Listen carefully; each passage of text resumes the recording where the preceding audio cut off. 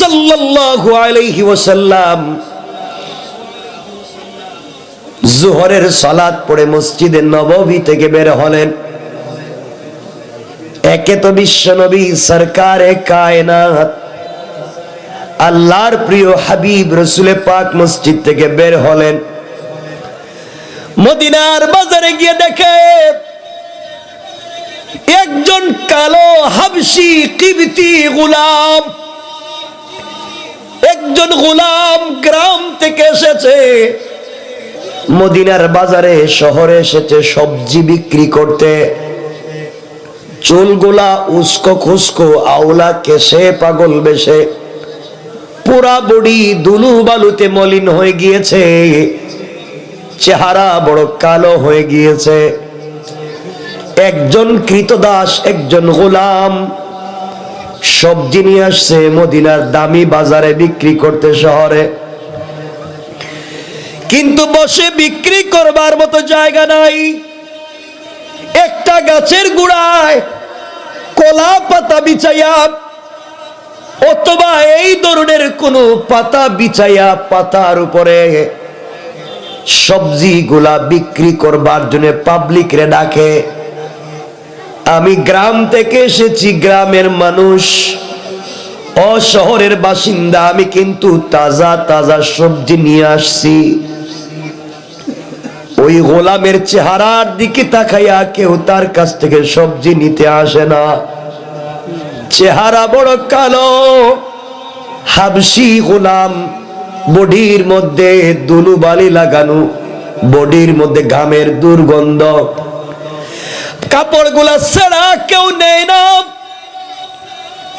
সারাদিন চলে যায়, কোনো কাস্টমার নেয় না। আল্লাহর রাসূল আসরের সালাত পড়লেন, মসজিদ থেকে বের হয়ে দেখলেন ওই গোলাম এখনো আছে। কত মানুষের বাজারের জিনিস বিক্রি হয়ে যায়, আল্লাহর গোলামের কোনো বিক্রি জিনিসপত্র হয় না, কেউ নেয় না। এই গোলাম চোখের পানি ছেড়ে হাউমাউ করে কান্না করে আল্লাহকে ডাক দিয়া বলেছে, আল্লাহ, কালো মনে করে, হাবশী গোলাম মনে করে কেউ আমার কাছে আসে না, আমার কাপড়গুলা ছেঁড়া মনে করে শহরের মানুষ আমার কাছ থেকে সবজি নেয় না।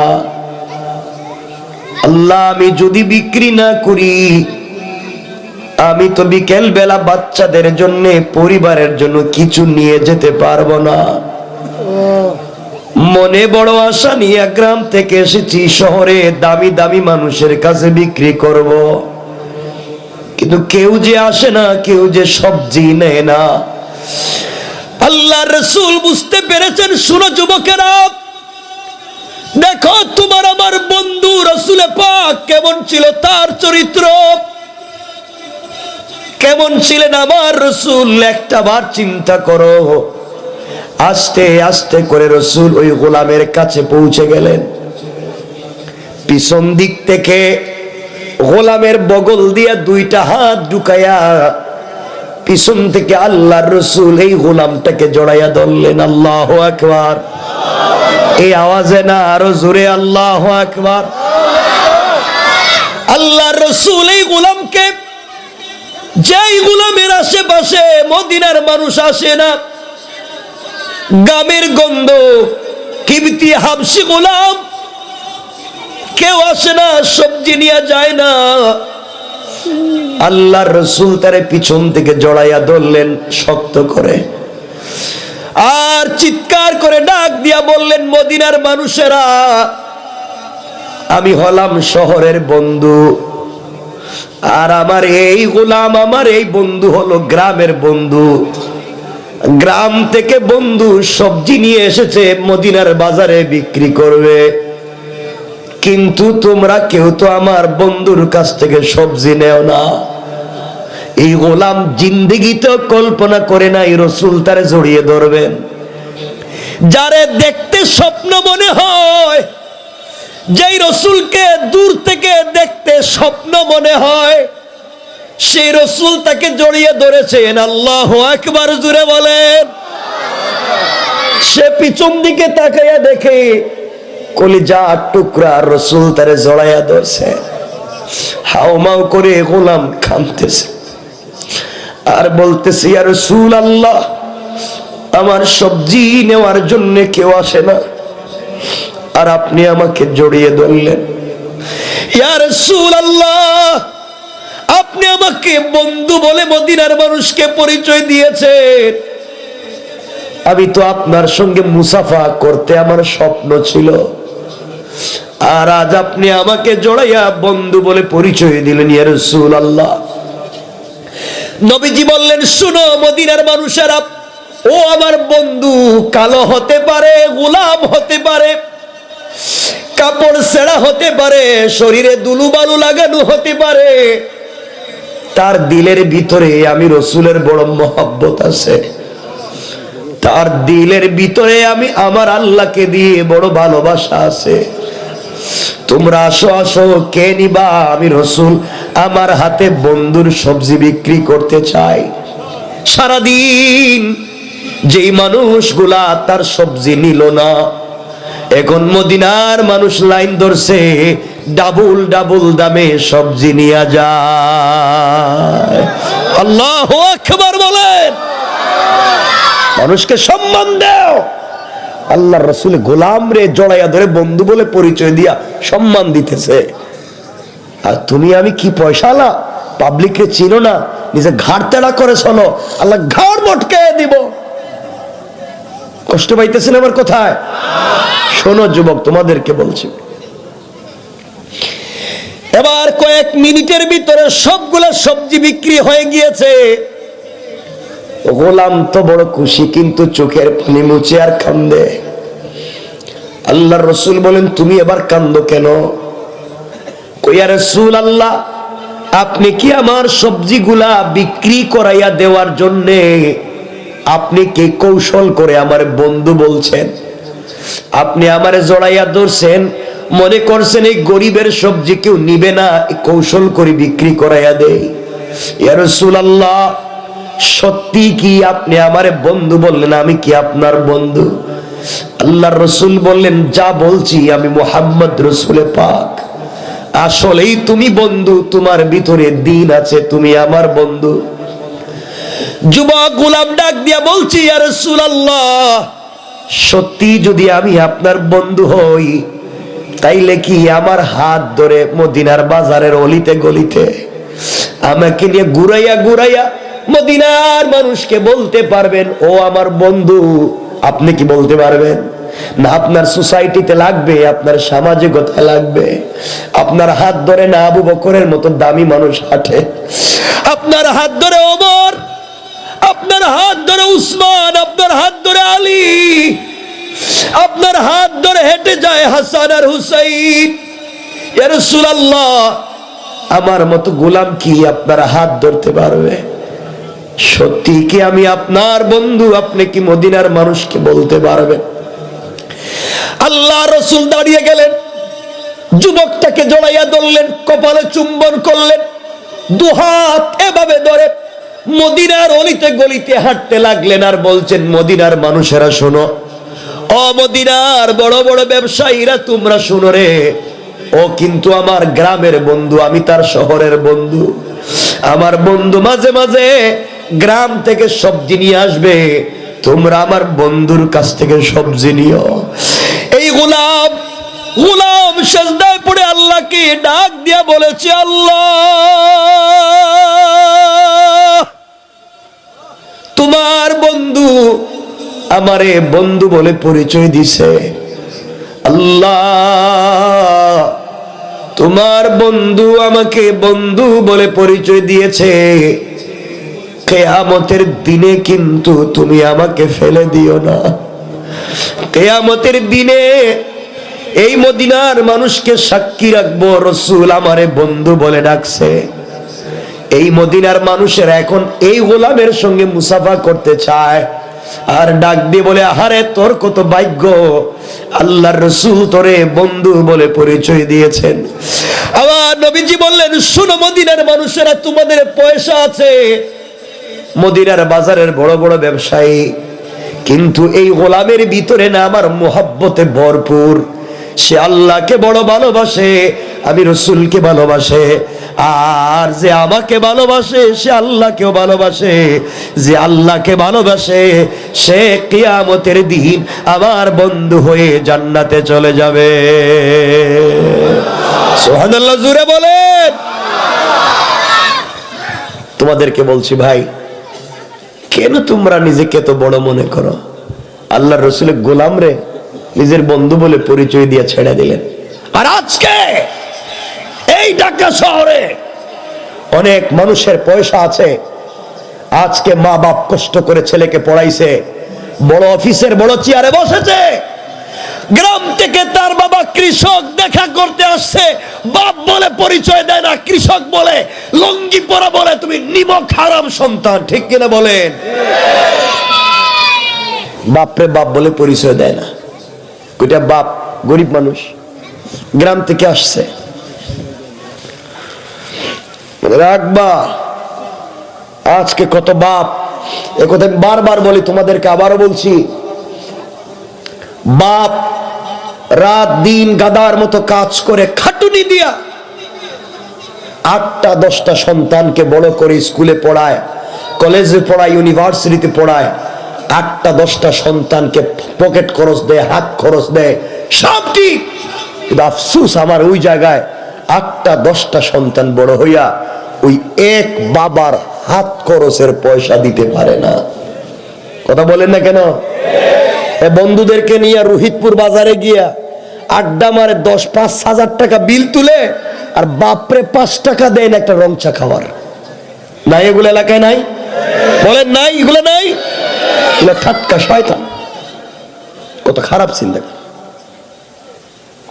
একজন মা, এই যে 2 আঙ্গুল 3 আঙ্গুল পেট মায়ের, এই 3 আঙ্গুল পেটে 5টা 6টা সন্তানকে মা বড় করে, এই পেটে 5টা 6টা সন্তানকে মা ধারণ করে, 5টা 6টা সন্তান বড় হইয়া 5টা 6টা বাড়ি বানায়, কিন্তু এই বৃদ্ধা মায়ের আর জায়গা হয় না, ঠিক না? এই মায়ের থাকবার আর ঘর নাই, থাকবার জায়গা নাই। কি আফসোসের দুনিয়া। এই জন্য আল্লাহর ওয়াস্তে পথ ভুলে যাও, রাসূলকে ভালোবাসতে শিখো, দুনিয়া আখিরাত কামিয়াব করে দিবেন কে? আর জোরে বলেন কে? আজকে সমাজে কত কিছু হয়ে যাচ্ছে। এই জন্য বাবা, পৃথিবীতে যাই ঘটুক যাই হোক, আমরা আল্লাহর ওয়াস্তে নবীজিকে ভুলে যাব না, আল্লাহর ওয়াস্তে রাসূলকে ভুলে যাব না, আল্লাহর ওয়াস্তে রাসূলের ভালোবাসা বাদ দিব না। আপনাদের কাছে যে ভালোবাসার কথা বলতে চাই, খুব মনোযোগ দিয়ে শুনেন। আমার বন্ধুগণ, কথাগুলো দিল দিয়া শুনেন, কথায় কথা চলে আসছে, মনোযোগ দিয়া শুনেন কি বলতে চাই। আল্লাহ রাসূল সাল্লাল্লাহু আলাইহি ওয়াসাল্লাম ঘর থেকে বের হলেন, একদিন মদিনার রাস্তায় গিয়ে দেখেন একজন গোলাম 30-32 বছর বয়স কাঁদতেছে।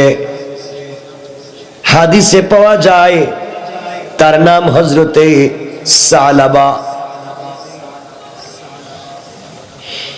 হযরতে সালাবা রাদিয়াল্লাহু তাআলা আনহু, সালাবাতুল আনসারী রাদিয়াল্লাহু তাআলা আনহু, নবীজি বললেন, তুমি কাঁদো কেন, কি হয়েছে? কি হয়েছে তুমি কান্না করো কেন? কথাগুলো দিল দিয়া শুনেন। কষ্ট হচ্ছে আপনাদের? তো কথা, এই বাচ্চারা তোমরা কথা বন্ধ করবে না। এই তোমার কথা বলে কিন্তু উঠাই দিই।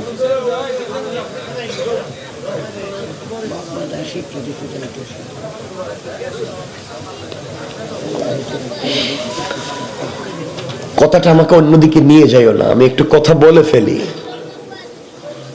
কারণ ওরা কথা বললে তো সাউন্ড আসে।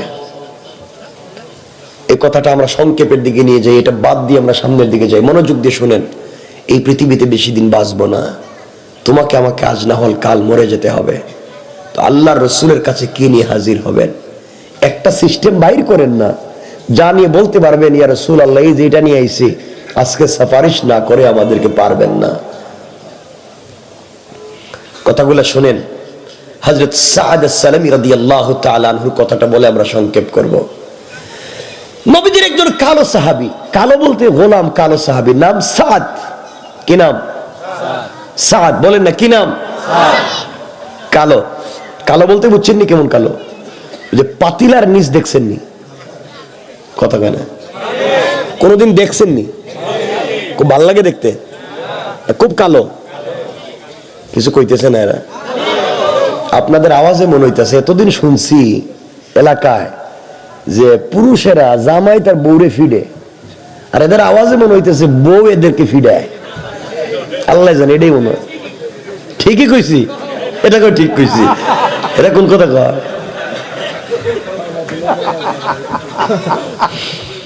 ওই দিন তো আমি তো এতদিন শুনছি, বললাম না, একদিন শুনি এক ব্যক্তি কইতেছে তার বউরে মারতে মারতে কইতেছে তুই আমারে আব্বা কো। নাউজুবিল্লাহ কইলেন না? বউ মাইর খাইতে খাইতে পায়ে ধরে বলতেছে তুই আমার বাপ, এবার আমারে ছেড়ে দে। হ্যাঁ, বন্ধু বান্ধবের কাছে গিয়ে বলতেছে এই তোমরা আমারে চিনো নি আমি কেডা? আমি বউরে বাপ ডাকাইয়া দিছি। শয়তান আল্লাহ রে কয় আল্লাহ তুমি আমারে শয়তান বানাইছিলা কেন? আমি তো জিন্দেগিতে বউরে ফিরিয়ে বাপ ডাকাই নাই। কথা বলেন না কেন? আর এখন আমার মনে হইতেছে বউ স্বামীদেরকে ফিরাইয়া কয় তুই আমার আম্মা ক। ঠিক কিনা? এটা ঠিক কইছে কেন? কেডা নেই এতক্ষণ ভালো ওয়াজ করছি, ঠিক কয় না? এটা তার বউরে মা কইতো, কয় ঠিক। এটা কিন্তু মানুষ নি না, আর কিছু আল্লাহ।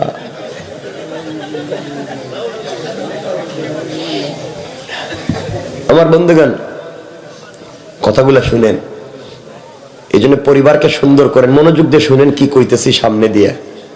যুবকেরা শোনো, তোমরা তো আছো এই যে জোয়ান এইদিকে বসছে, এইদিকে বসছে, তোমরা যে খারাপের খারাপ, সারা দিন রাত আছে প্রেম, গার্লফ্রেন্ড, তার ভালোবাসা, প্রেমিকা, এগুলো নিয়ে ব্যস্ত। কি এর ওয়াজ, কি এর নামাজ?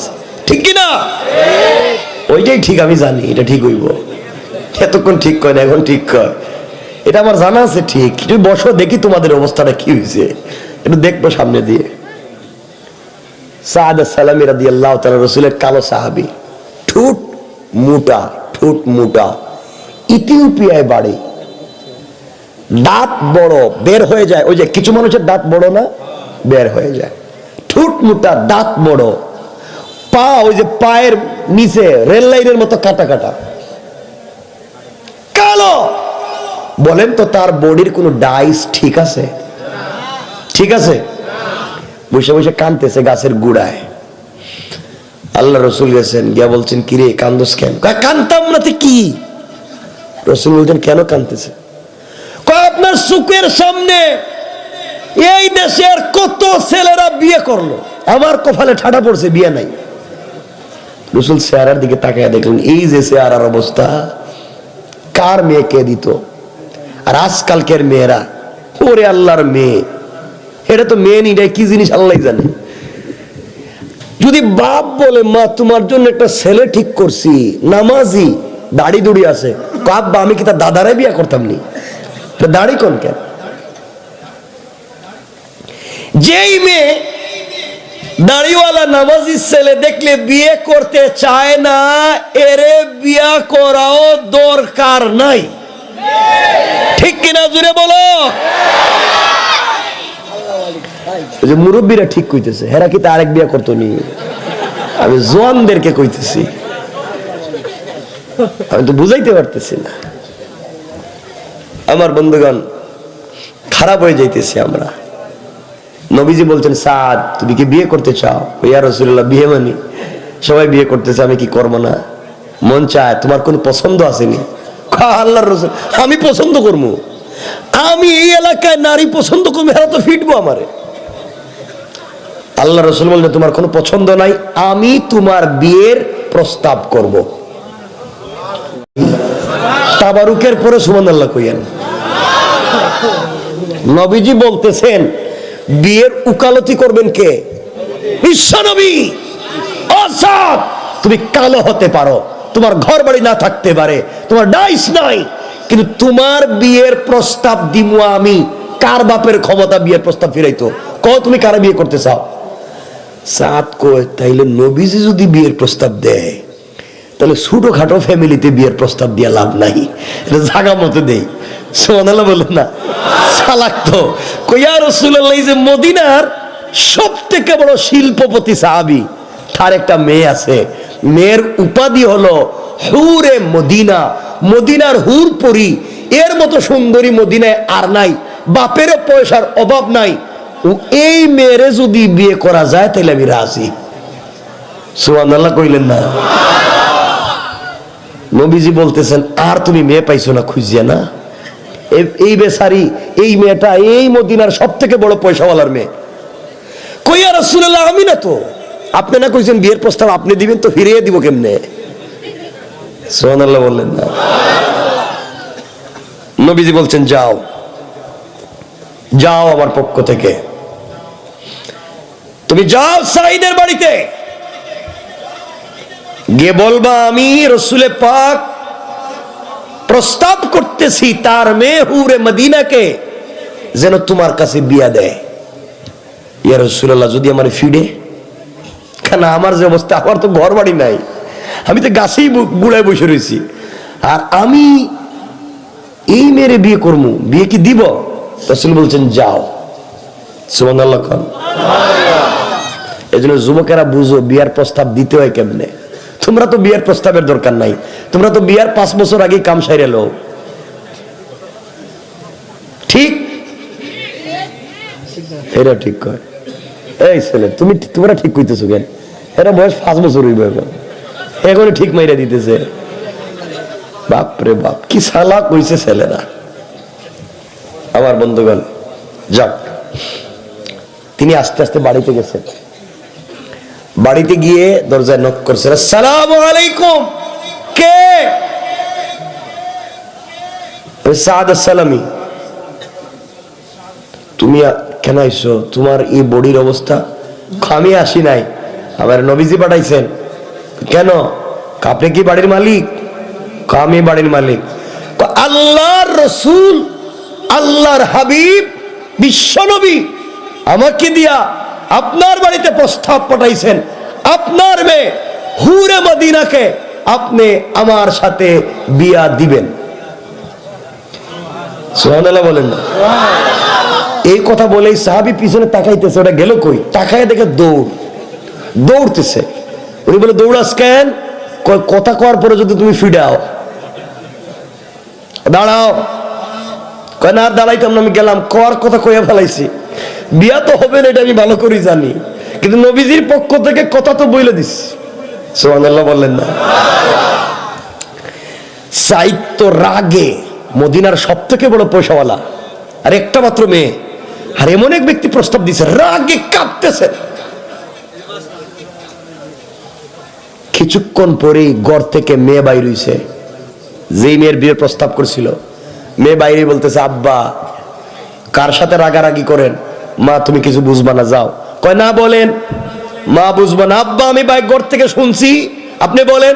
তো মা, একটা কালো হাবশি গোলাম, ঘর নাই বাড়ি নাই, দেখতে ঠুট মোটা, পা ফাটা, ও আয়া প্রস্তাব করতেছে তোমারে বিয়ে করবো। আমার তো মিজাজ খারাপ, ওরে পাইলে তো মাইরে ফেলাইতাম।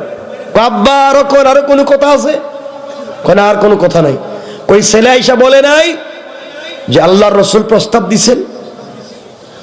ছেলে তো বলছে আল্লাহর রাসূল প্রস্তাব দিছেন। আব্বা, এই ছেলে সুন্দর নাকি কালো, গড় নাকি গড় আসেনি, বাড়ি আসেনি, গোলাম না কৃতদাস, কিচ্ছু জানতে চাই না। আল্লাহর রাসূল প্রস্তাব করছেন, আপনি রাজি হন আর না হন, আমি তোমার মেয়ে রাজি হয়ে গেলাম। আল্লাহু আকবার বলে। বাবা আমি রাজি। মা তুই বুঝতেছিস না? বাবা আমি রাজি, কারণ আল্লাহর রাসূল খুশি, আল্লাহর রাসূল রাজি, আমি রাজি। রাসূল যদি রাজি হয়ে যায় জান্নাত আমার জন্য সহজ। বাবা কয়েকদিনের দুনিয়ায় যেভাবেই হোক কাটাইয়া দিমু, মরার পরে যদি তার হাত ধরে রাসূল যেই জান্নাতে যাবেন ওই জান্নাতে যদি যেতে পারি, আমার স্বামী কেমন আমি জানতে চাই না, জান্নাতে যেতে পারলেই হলো। পড়েন না সুবহানাল্লাহ। চিন্তা করছেন আমাদের দেশের মেয়ে হইলে তো ফিডানি শুরু করতে হয় নিজেই। চিন্তা করেন কি চরিত্র ঠিক করে দিলেন রাসূল। মেয়ে বলতেছে আব্বা আপনি যদি রাসূলের কাছে প্রস্তাব না নিয়ে যান আমি নিজে যাবো। সাদ আসসালামী রাসূলের দরবারে হাজির। রাসূল বলতেন সাদ ঘটনা কি? হুজুর আমার একটা বুকে ফু দিয়ে দেন। কেন? আমি যে তার প্রস্তাব দিয়ে দৌড় দিছিলাম, ওই আপনার সামনে দৌড় থামাইছি, আমি তো মনে করছি ফিরে নেব। কিছুক্ষণ পরেই হযরত সাঈদ রাসূলের সামনে হাজির। সুবহানাল্লাহ, জোরে পড়েন না। ইয়া রাসূলুল্লাহ, আপনি আমার মেয়ের বিয়ের প্রস্তাব দিয়ে পাঠাইছিলেন, কিন্তু উনি তো যে অবস্থা, আমি তো প্রস্তাবে রাজি হইতে চাইছিলাম না। আমার মেয়ে রাজি, আমি রাজি, আপনি খুশি, আমার সব খুশি। নবীজি বললেন সাদ বিয়ে তো ভালো জায়গায় করতেছো, মদিনার সব থেকে বড় পয়সাওয়ালা, ঘর বাড়ি আসেনি, কই রাখবা? কই ইয়া রাসূলুল্লাহ দুপুরে তো আমি খাই নাই, আপনি যা খাওয়াইছিলেন এটাই, আমি কই থাকবো? আপনি না আমার বিয়ের অভিভাবক, আপনিই তো আমার ঘরের ব্যবস্থা করে দিবেন। চিন্তা করেন, সব থেকে বড় পয়সাওয়ালার মেয়েরে বিয়ে করব, ঘর নাই। নবীজি বলেন আচ্ছা তোমার ঘরের একটা ব্যবস্থা আমি করতেছি, মোহর দেওয়া লাগবো। মোহর আসেনি? কই মোহর মানি? ওই যে পরনে একটা কাপড় দেখতেছেন, এটা ছাড়া আর কিচ্ছু নাই, মোহর দেওয়ার তো পয়সা নাই। নবীজি বলেন মোহর ছাড়া তো বিয়া দিতামই না, মোহর লাগবে। হুজুর আপনি তো আমার অভিভাবক, একটা ব্যবস্থা কইরা দেন। আল্লাহর নবী বলছেন যাও তুমি সাঈদ ইবনে আব্দুর রহমানের কাছে যাও, তার কাছে গিয়ে বলবে আমি নবীজি বলেছি তোমাকে 200 দিরহাম দেওয়ার জন্য। তার কাছে গিয়ে আমি নবীজির কথা বলবে। তিনি গেছেন, গিয়ে বলছেন আল্লাহর রাসূল বলছেন 200 দিরহাম দেওয়ার জন্য। তিনি দিলেন, ফাকাদ জাদা, আরো বাড়াইয়া দিলেন। আল্লাহর নবী বলছেন আরেকজন সাহাবী আমার দুই মেয়ের জামাই উসমান, তার কাছে যাও। উসমানের কাছে গিয়ে বলছেন আল্লাহর রাসূল 200 দিরহাম দিতে বলছেন, তিনি দিলেন, আরো বাড়াইয়া দিলেন। আল্লাহু আকবার বলেন।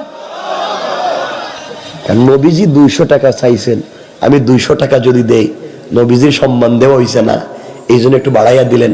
আর আমি যদি কই সুরোহিতপুর মসজিদে একটু কাম হইব, 500 টাকা দেও, তাহলে যেটা ছেড়া চলে না, নকল জোড়া তালে দিয়ে রাখছে, ওইটা দিয়ে কম হুজুর এটা মসজিদে দিলাম।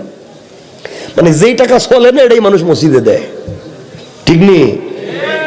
ঠিক তো আপনারাই দেন। 400 দিরহাম হইছে। নবীজি বললেন যাও সাদ 400 দিরহাম মোহর দিয়া দাও। মোহর দিয়ে দিছে। সাদ বিয়া করতে তো শুধু মোহর দিলে হইতো না, ওই যে কাপড় কিনা লাগবো না, জুতা মোজা, লিপস্টিক লাগবো না? কথা কয় না কেন? লাগবো, ও লাগবো, এটি লাগবো নি, লিপস্টিক দিব না রাসূলের সাহাবী, যেটা বুঝে আর কি হেডেই কয় লাগবো। জুতা মোজা লাগবে, এগুলা কেনার জন্য তো পয়সা লাগবে। হযরতে সাদ বলছে ইয়া রাসূলুল্লাহ 400 টাকা পাইলাম, আপনি দিয়ে দিলেন ওরে মোহর, আমি আর কই পাইতাম? নবীজি বলছেন যাও আমার একজন গরীব সাহাবী আলীর কাছে যাও, গিয়ে আমি রাসূলের কথা বলো, আলী যেভাবেই হোক তোমাকে ব্যবস্থা করে দিবে। সুবহানাল্লাহ জুড়ে বলেন, এই ওয়াজ রাখিয়া দিমু, আরো জুড়ে বলেন। হযরতে আলী কষ্ট করে 200 দিরহাম দিলেন। সুবহানাল্লাহ বলেন না। আলী কতটুকুন গরিব ছিলেন, আল্লাহর রাসূলের নাম শুনে 200 দিরহাম দিবেন। আমার মন চায় একটু বলতে আলীর কথা, কিন্তু সময় তো বেশি নাই। হ্যাঁ লম্বা হয়ে যাবে যে, কষ্ট হচ্ছে, একটু হাত তুলে দেখান কার কার কষ্ট হয়। কষ্ট হয় কইছি তো, কথা তো জায়গায় রয়েছে, আমি শেষ করার আগে হাত উড়ে রেখে দিছি। কষ্ট হইতেছে? আপনাদের মনোযোগ আমার দিকে আনবার চেষ্টা করতেছি। আলীর মতো গরিব মানুষ, মাসের পর মাস যায়, যার ঘরের চুলায় আগুন জ্বলে না, সেই আলীর কাছে নবীজি পাঠাইছে 200 দিরহাম দেওয়ার জন্য।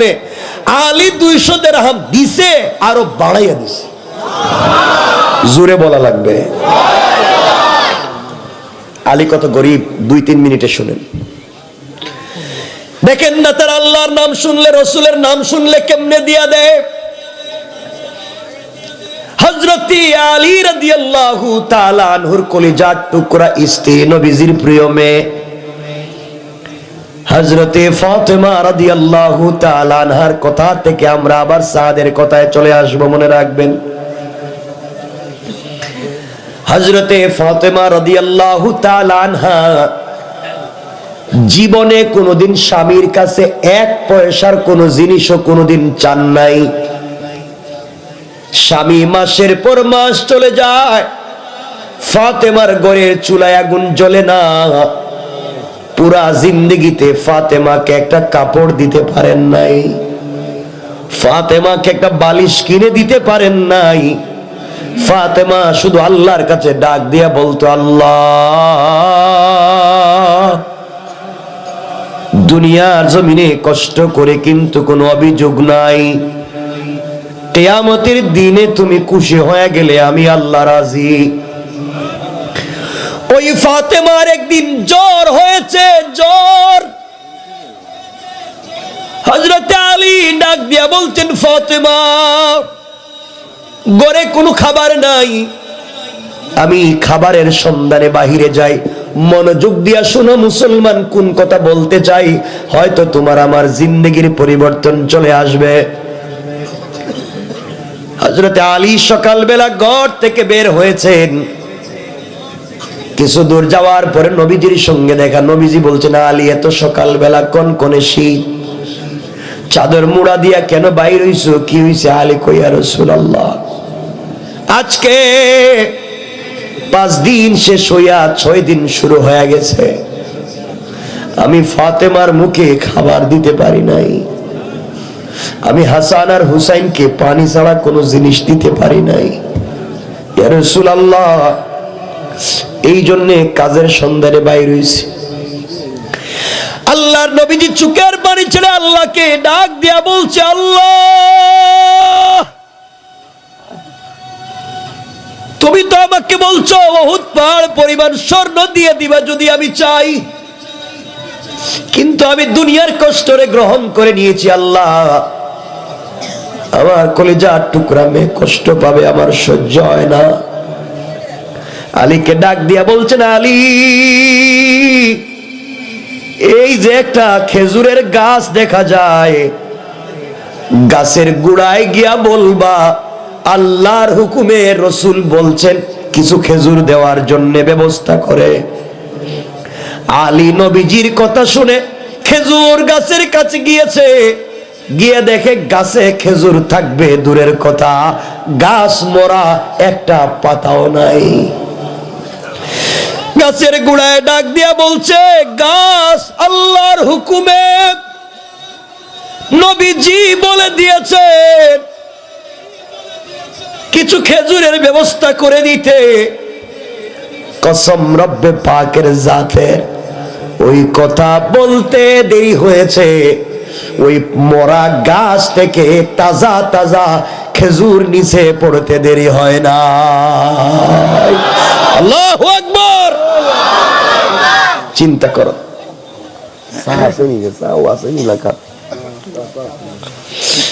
আমার বন্ধুগণ, কথাগুলা দিল দিয়া শোনো। আলী একটা খেজুর মুখে দেয়, একটা পকেটে এনে অনেকগুলা খেজুর হয়ে গিয়েছে। সংক্ষেপ কথা ভালো করে শুনে, বাড়িতে যাওয়ার পরে ফাতেমারে খেজুর দিলেন, হাসান হুসাইনরে দিলেন। খাওয়া দাওয়া করে অনেকগুলা খেজুর বেঁচে গিয়েছে। এবার আলী ফাতেমাকে বলতেছেন, ফাতেমা, জীবনে তুমি আমার কাছে কিছুই চাইলা না, আজ বলো না তুমি আমার কাছে কিছু চাইবানি। তুমি আমার স্ত্রী, এক পয়সার কোনো জিনিস জীবনে দিতে পারলাম না, আচ্ছা আমি তোমাকে দিয়ে দেব। ফাতেমা বলছেন, স্বামী আমি যে তোমার কাছে চাইবো তুমি কোত্থেকে দিবা? আলী বললেন, শোনো, এই খেজুরগুলা বাজারে বিক্রি করব, ওই পয়সা দিয়াও তোমার জন্য কিছু আনতে চাই, বলো। ফাতেমা বলছেন, স্বামী জ্বরের কারণে মুখটা তিতা হয়ে গেছে, আপনি বললে আমার জন্য যদি একটা ডালিম অথবা ডালিম আনার নিয়ে আসতে পারতেন। আলী বাজারে দৌড় দিছে, খেজুরগুলা বিক্রি করছে, মনে বড় তামান্না, আমার স্ত্রী আমার কাছে আজকে একটা ডালিম চাইছে, জীবন ধন্য যদি স্ত্রীরে খাওয়াইতে পারি। একটা ডালিম কিনছে, ডালিমটা পকেটে নিছে, আর মনে বড় খুশি, জীবনের প্রথম স্ত্রীর কথা রাখতে পারছি, একটা মাত্র ডালিম, জীবনে স্ত্রীর কথা রাখতে পারছি। এদিকে আল্লাহর পরীক্ষা শুরু হয়ে গেল। আসমানে ফেরেশতারা বলা বলি করে, আল্লাহর রাসূলের সাহাবীদের থাকলে আল্লাহর রাস্তায় শুধু দান করে, আরেকজন বলে থাকলে দেয়, না থাকলে কে কারে দেয়, আরেকজন বলে থাকলেও দেয়, না থাকলেও দেয়। কয়েকজন মিলে ঝগড়া লাগাইয়া দিছে। আল্লাহ বলেন, ফেরেশতারা ঝগড়া করে লাভ নাই, ওই রাস্তা দিয়ে আমার গরীব গোলাম বন্ধুর সাহাবী আলী যায়। আমার আলী রে, আল্লাহর নাম বলে কোন জিনিস চাইয়া দেখো, জীবন থাকতে আল্লাহর নাম নিয়ে বললে আমার গরীব আলীর থাকলেও দিবে, না থাকলে ব্যবস্থা করে দিবে।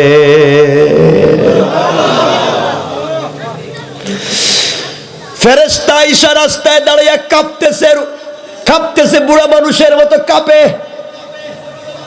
আলীরে সালাম দিয়া বলতেছে, আলী কোথায় যাও? আলী বলছে, বাড়িতে যাই। ভাইরে, আমি একজন পথিক মুসাফির, বৃদ্ধ মানুষ, কতদিন হয়ে গেল খাবার পাই না, তুমি কি আমাকে একটা খাবারের ব্যবস্থা করে দিবা? আলী বলছেন, তোমাকে দেওয়ার মতো কোনো খাবার আমার কাছে নাই।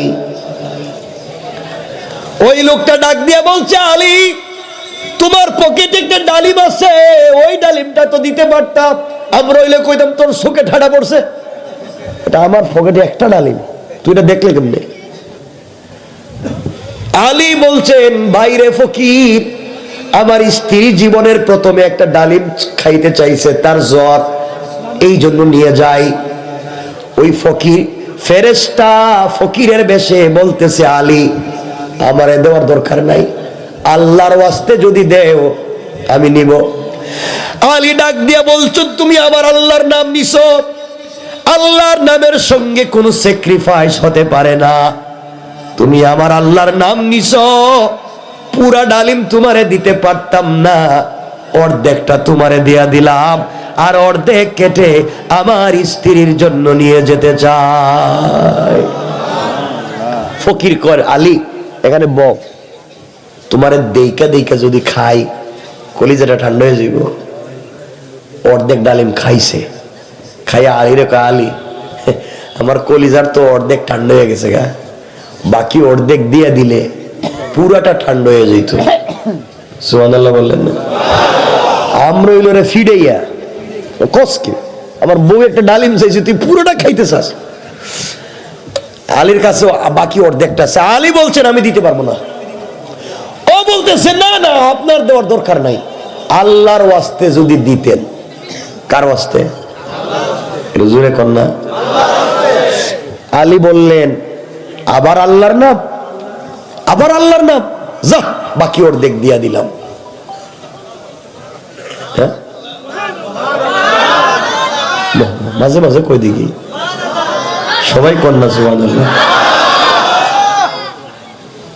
আমার বন্ধুগণ, আলী পুরা ডালিম দিয়া এবার চিন্তায় পড়ে গেছে। বউর সারা জীবনে একটা ডালিম চাইছে, ওটা যদি দিতে না পারি, বউ কইব সারা জীবনে কিছু চাইলাম না, ওর নামের জুয়েল, এটা ছুরি দিলে না, আজকে একটা ডালিম চাইলাম, তাও দিতে পারলা না। বিয়া করছিলা কেন, রোজা রাখলা না? আর আমাদের এই বউ হইলে তো রাত্রে বালিশ দিয়া ফিডাইয়া জাতা দিয়া মাইরা ফেলাই দিত, ঠিক কিনা? ওইটা ঠিক, এটা ঠিক, এটা ঠিক, মাইরা দিত, এটা ঠিক। আমার বন্ধুগণ, হযরতে আলী এক পা সামনে যায়, দুই পা পিছনে যায়। বাড়িতে গিয়া কি বলতাম ফাতেমাকে, এগুলা করতে করতে সারাদিন কাটাইয়া সন্ধ্যার পরে বাড়িতে গেছে। গিয়া দেখে হযরতে ফাতেমা ঘরের সামনে হাঁটাহাঁটি করেন। আল্লাহ, মনে হয় জ্বর একটু কমছে, যদি জ্বরটা একটু কমে যায় আর ডালিমের কথা যদি মাথা থেকে ভুলে যায়, আল্লাহ আমি বাঁচছি, আমি তো আনতে পারলাম না, রাত্রেটা কোনোভাবে কাটাইয়া দেও, সকালে কাম কাজ করে একটা ব্যবস্থা করব। সুবহানাল্লাহ বলেন না? দুজন ঘুমাইছে। আলী বড় খতমের দোয়া পড়ে, লা ইলাহা ইল্লা আনতা সুবহানাকা ইন্নী কুনতু মিনাজ জালিমিন। আল্লাহ, ফাতেমারে রাত্রবেলা ডালিমের কথা মনে কইরো না, যদি মাঝ রাইতে মনে হয় ডালিম কই, তাহলে তো আমার ঘরে থাকা হইতো না।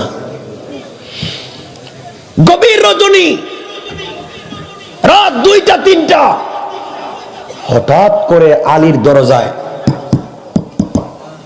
কে এত রাত আমার দরজায়? কোনা সালমান ফার্সি। সালমান ফার্সি, তুমি তো বুড়া মানুষ, আল্লাহ রসুলের সাহাবী, পারস্য দেশের মানুষ, তুমি তো বুড়া ডাক্তার মানুষ, এত রাত আমার দরজায় কেন? আলী, খবর আছে, সুসংবাদ আছে, দরজা খুলো। সুসংবাদ কি? এ তেমনি জান বসে না, বহুর একটা ডালিম দিতে পারছি না। তুমি সুসংবাদ কি? সুসংবাদ কয়, আল্লাহ তোমার জন্য জান্নাত থেকে ডালিম দিছে, ডালিম। এই আওয়াজ দিলে ওয়াজ করতাম না? সুবহানাল্লাহ জোরে কর, আরো জোরে। বাইরে কইছিলাম 10টা রাইখা দিমু, ভাই আমি মইরা যাইব। দেখিরে গীতা রে, এরে গীতা ভাই, 4 বছর কথা রাখছি, একটা পর্যন্ত এখানে ওয়াজ করছি গত বছর, কিন্তু আমার কষ্ট দিও না আজকে।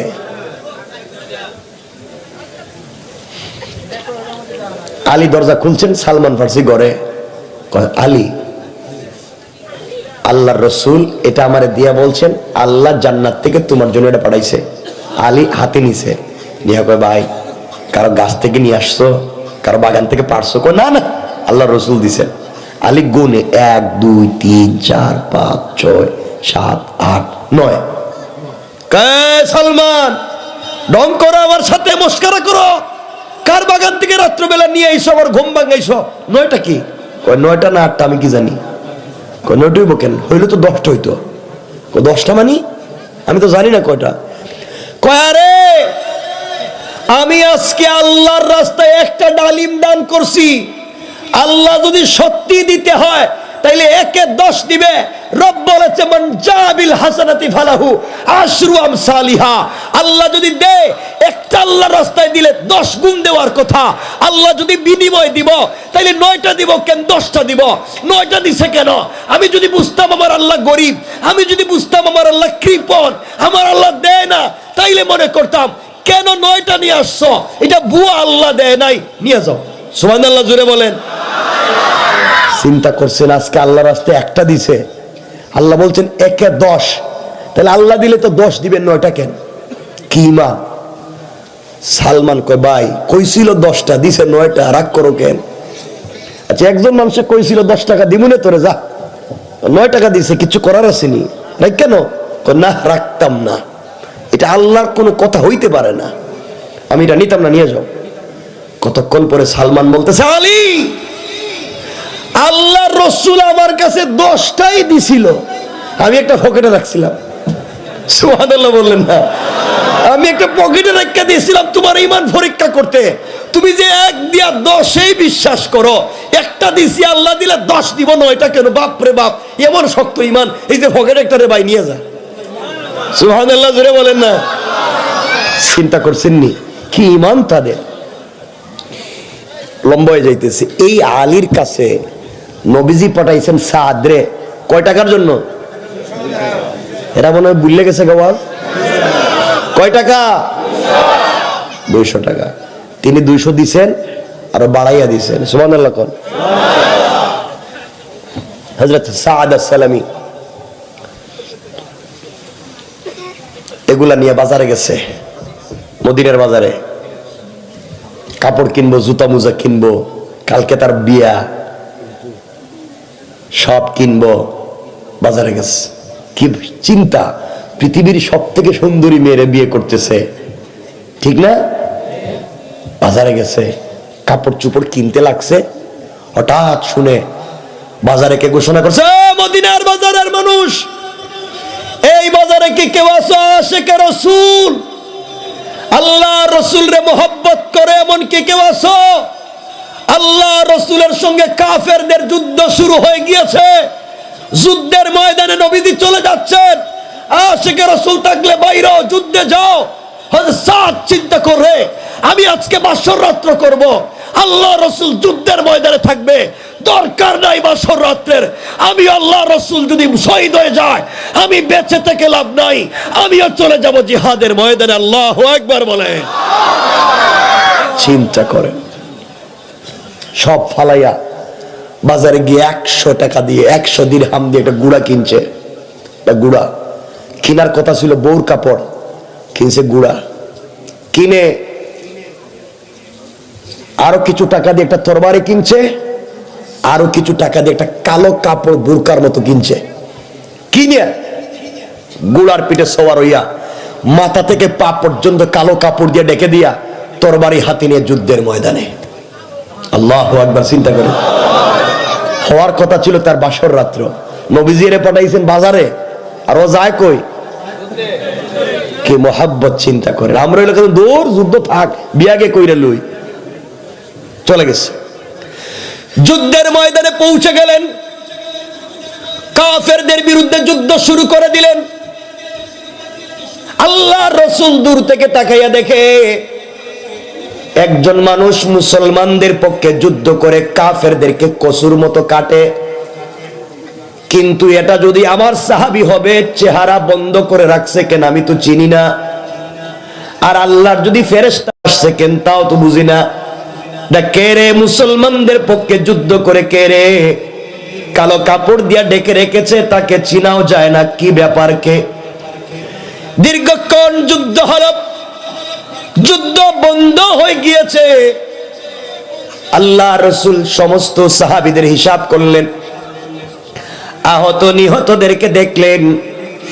হঠাৎ করে একজন এসে বলছে, ইয়া রাসূলুল্লাহ, ওই কর্নারে কালো কাপড় দিয়ে মুড়া ওই লোকটা কাতরাচ্ছে কাতরাচ্ছে, জখম হয়ে পড়ে আছে।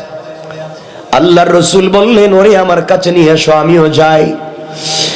আল্লাহ রাসূল কাছে গিয়া চোখের পানি ছেড়ে কান্না করে ডাক দিয়া বলছে, আল্লাহ, এটা তো আমার কালো সাহাবী সাদ। ও সাদ, তোমারে আমি পাঠাইছি বাসর রাত্রে বিয়ে করে বাসর রাত্রে স্ত্রীকে উঠাইয়া নিয়ে যাওয়ার জন্য। তুমি কেন যুদ্ধের ময়দানে আসছো? তোমারে না আমি স্ত্রী উঠাইয়া নিয়ে আসার জন্য টাকা দিছিলাম। সাদ ঘুঙ্গাইয়া বলে, ইয়া রাসূলুল্লাহ, আপনি জিহাদের ময়দানে চলে আসবেন, আর আমার মতো সাহাবী আশিক রাসূল হতে পারবো না। আমি এখানে বাসর রাত্রে যাব, আর আপনি যুদ্ধের ময়দানে হবে না। ইয়া রাসূলুল্লাহ, ওই টাকা দিয়ে অস্ত্র কিনে যুদ্ধে এসেছি। আমার নবীজি বলছেন, সাদ, কালো কাপড় দিয়ে মুখ ঢাকছো কেন? ইয়া রাসূলুল্লাহ, এই জন্য ডাকছি, আপনি যদি যুদ্ধের ময়দানে আমাকে চিনতে পারেন, আমাকে ফিরাইয়া দিবেন বাড়িতে। যা, আজকে স্ত্রীকে উঠাইয়া নিয়ে যা, আমি আশিক রাসূল হতে পারবো না, আশিক রাসূল। এই জন্য আমি কালো কাপড় দিয়ে ঢেকে রেখেছি, কেউ যেন আমাকে চিনতে না পারে, আপনি যেন আমাকে চিনতে না পারেন।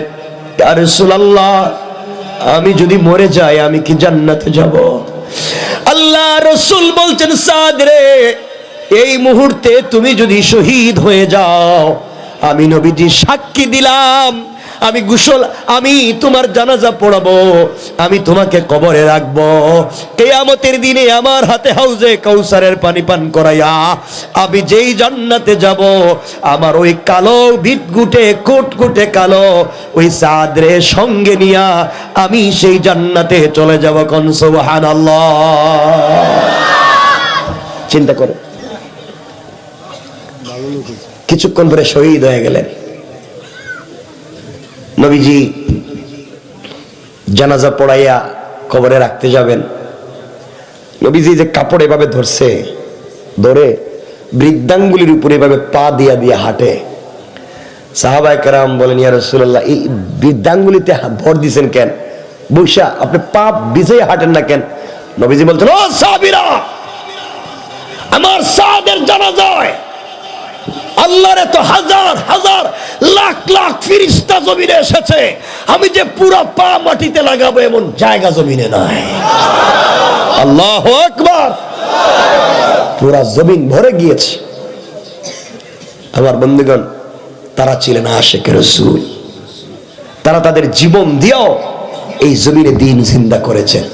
আর আমরা এমন আশিকে রাসূল, শুধু জিলাফি আর মিষ্টিতে আশিকে রাসূল, পরে আর আশিকে রাসূল নাই। কথা কি বুঝতেছেন আমার ভাই?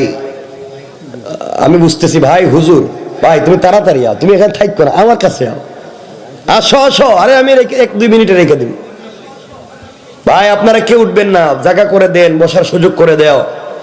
আরো আসবেন, আমি কিন্তু রেখে দিব হুজুরের নিয়ে। আমি 1 মিনিট বা 2 মিনিট, আমি আপনাদেরকে ভালোবেসে আসছি।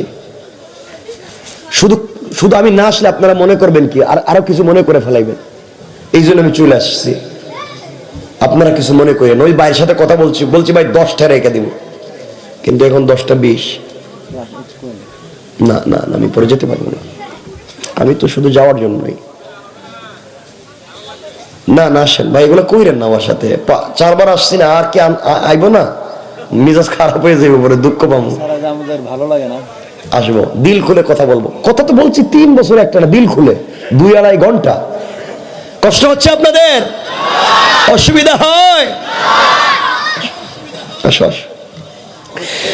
আমার বন্ধুগণ, কথাগুলো দিল দিয়ে শুনেন, এই জন্য বলতে চাই, আল্লাহ রসুলের ভালোবাসা যদি দিলের ভিতরে ঢুকে যায়, নবীজি বলেছেন, ও উম্মতেরা, তোমরা আমাকে দিল দিয়ে ভালোবাসো, কলিজা থেকে তোমরা আমাকে ভালোবাসো। আমি নবীজি কথা দিলাম, এই পৃথিবীতে তোমাদেরকে কষ্ট করতে হবে না। কে গালি দিল, কে কি করলো বলতে হবে না। আল্লাহর গোলাম সিজদায় পড়ে আল্লাহকে ডাক দিয়া বলো, আল্লাহ,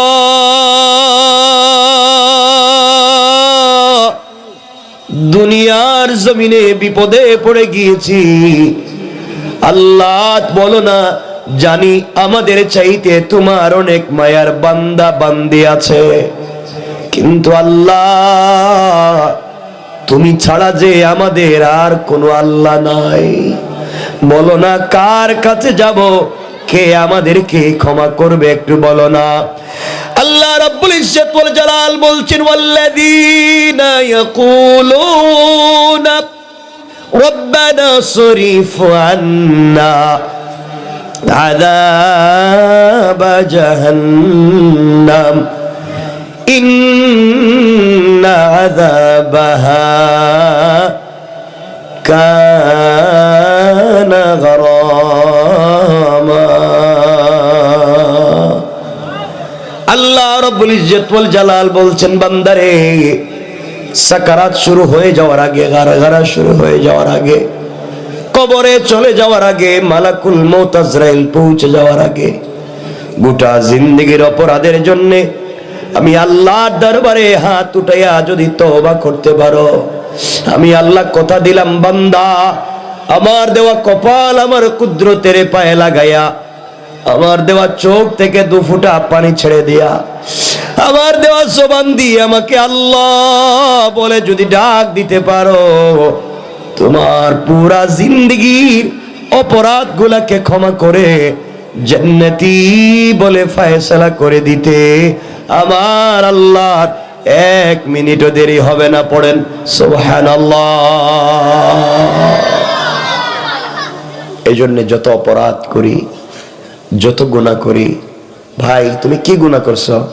জেনা করে ফেলছো, কবিরা গুনাহ করে ফেলছো, ভয় পাইও না, ভুল পথে যাইও না, গভীর রজনীতে রবের কদমে সেজদায় পড়ে যাও। রব বলছেন বান্দা সবার দরওয়াজা যদি বন্ধ হয়ে যায়, মা বাপ তোমার ঘর থেকে তাড়াইয়া দিছে, দরজা খুলে দেয় না, গ্রামবাসী গ্রাম থেকে তাড়াইয়া দিছে, পীর সাহেব তোমাকে তাড়াইয়া দিছে, কোন নবী যদি তার উম্মতকেও তাড়াইয়া দেয়, আল্লাহ বলেন বান্দা যত অপরাধ কর, আমি না তোরে আমার হাত দিয়ে বানাইছি, আমি তোরে তাড়াইয়া দিতে পারবো না, আমার দরজা তোর জন্য খুলে দিলাম, আয় আমার কাছে তওবা কর, আমি আল্লাহ কথা দিলাম তোকে মাফ কইরা আমার কুলে উঠাইয়া জান্নাতি বলে ফয়সালা করে দেব। আমার কথা কি আপনারা বুঝছেন? সুতরাং চলার পথে গুনাহ হয়ে যেতে পারে, চলার পথে অপরাধ হয়ে যেতে পারে, চলার পথে গুনার কাজ করে ফেলতে পারি, ক্ষমা করবেন কে? জোরে বলেন কে? এই জন্য আল্লাহর কাছে ক্ষমা চাইবো তো ইনশাআল্লাহ। ইনশাআল্লাহ বলেন না। আমাকে কথা দেন আজকে থেকে নামাজ ছাড়বেন না। সবাই বলেন না ইনশাআল্লাহ। ইয়া আল্লাহ, এতগুলা মানুষ হাত উঠাইছে, আল্লাহ আল্লাহ এই মানুষগুলার হাতকে কবুল করে নাম দইরা দইরা জান্নাতুল ফিরদাউসে আমাদের নামের লিস্টটা পৌঁছায়া দাও। হাত নামান, নামাজ ছাইড়েন না, মেসওয়াক করা ছাইড়া দিয়েন না, মেসওয়াক করবেন, নামাজ পড়বেন, কষ্ট পাইলে কারো কাছে শেয়ার করেন না, নিজের দুর্বলতার কথা কাউরে বলবেন, ও একদিন আপনার কান্দে উঠে যাইব। দুর্বলতার কথা আল্লাহরে বলেন, আল্লাহ বলছেন বান্দা আমি কথা দিলাম তোরে কোনোদিন আমি একা ফেলে যাব না। এজন্য আমরা বলবো কার কাছে? আল্লাহ আমাদেরকে কবুল করবেন বিশ্বাস করি মনে প্রাণে, এটাই আমাদের সব থেকে বড় চাওয়া। রাগারাগি কইরেন না, ফ্যামিলিতে ঝগড়া কইরেন না, বাচ্চাদেরকে দিন শেখান, বাচ্চাদেরকে দিনের পথে নিয়ে আসেন, এটাই আমাদের সব থেকে বড় চাওয়া, এটাই আমাদের সব থেকে বড় পাওয়া। আল্লাহ তাআলা আমাদের সবাইকে কবুল করুক। পড়েন আমিন।